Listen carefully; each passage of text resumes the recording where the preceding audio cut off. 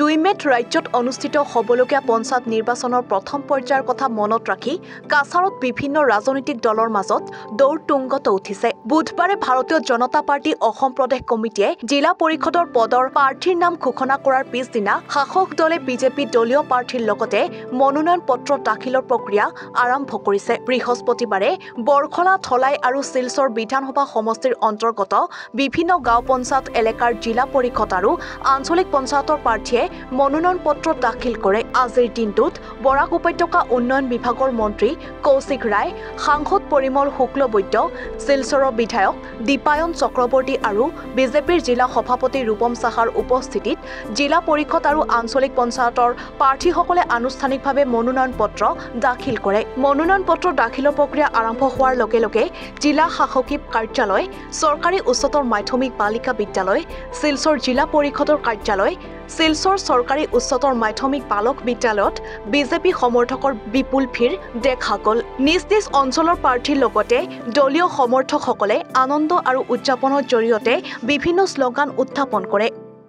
দেখুন, প্রথমে আমি আন্তরিকভাবে ধন্যবাদ জ্ঞাপন করতে চাই আসামের মাননীয় মুখ্যমন্ত্রী ডক্টর হিমন্ত বিশ্ব শর্মা মহোদয়কে, আমাদের রাজ্যিক সভাপতি দিলীপ শইকীয়া মহাশয়কে, আমাদের এখানের যিনি ভারতীয় জনতা পার্টির জেলা সভাপতি রূপম সাহা মহাশয়, আমাদের ইনচার্জ মন্ত্রী পঞ্চায়েত ইলেকশনের জন্য কৃষ্ণেন্দু পাল মহাশয়, আমাদের ব্লকের মন্ত্রী মাননীয় কৌশিক রায় মহাশয়, সকলের নেতৃত্বে আজকে শিলচর বিধানসভা চক্রে আঞ্চলিক পঞ্চায়েত সদস্য হিসাবে যাদেরকে মনোনয়ন আজকে আমরা দিয়েছি, যারা মনোনয়ন দাখিল করতে যাচ্ছেন, তার মধ্যে কুমারপাড়া যে জিপিটা রয়েছে, কুমারপাড়া জিপি থেকে দীপঙ্কর পাল যিনি এখানে উপস্থিত রয়েছেন, উনি এসেছেন। এখানে ইয়াসমিন সুলতানা আছেন, যিনি বদরপুর মাসিমপুর জিপিতে এপি প্রার্থী। আর আঞ্চলিক পঞ্চায়েতের প্রার্থী আরেকজন রয়েছেন আমাদের কৃষ্ণপুর না রাখালকালের পাড় যে জিপিটা রয়েছে, এই জিপির আমাদের যিনি প্রার্থী সঙ্গীতা সিংহ মহোদয়া, তিনি সাবমিট করছেন মনোনয়ন পত্র। তো এই তিনজন আজকে দিবেন।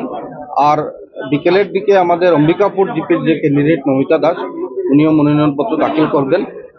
শুধু কৃষ্ণপুর ভৈরবনগর জিপি যেটা রয়েছে, এই কৃষ্ণপুর ভৈরবনগর জিপিকে আমরা এজিপিকে ছেড়ে দিয়েছি। ওনাদের আঞ্চলিক যে প্রার্থী উনি আজকে বা আগামীকালকে সেটা দাখিল করবেন।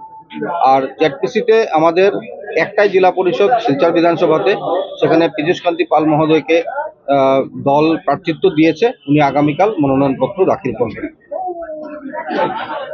তো ছিল যে প্রার্থীরা যারা ভোট চাইতে যাইবেন, তারা কি নিয়ে যাবেন, তা আমি আপনাদেরকে বলতে চাই যে মাননীয় মুখ্যমন্ত্রী ডক্টর হিমন্ত বিশ্ব শর্মার সরকার, মাননীয় প্রধানমন্ত্রী নরেন্দ্র মোদীজির সরকার যেভাবে ভারতীয় জনতা পার্টির সরকারের ওনারা নেতৃত্ব দিচ্ছেন, আর ওনাদের নেতৃত্বে যেভাবে পঞ্চায়েতে যেভাবে ডেভেলপমেন্ট হয়েছে, সেই ডেভেলপমেন্টের নিরিখে আমরা জনগণের কাছে ভোট চাইব। আর আপনারা লক্ষ্য করেছেন যে জনগণ আজকে পুরোপুরিভাবে বিজেপির উপর আস্থা রেখেছে।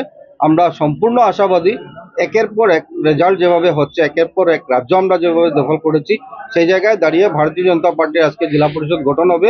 আর শিলচর বিধানসভা যে আজকে এখানে তিনজন প্রার্থী রয়েছেন, আর নমিতা দাসও আসবেন, আমাদের মিত্রজোটের প্রার্থী এজিপি যিনি প্রার্থী দেবেন।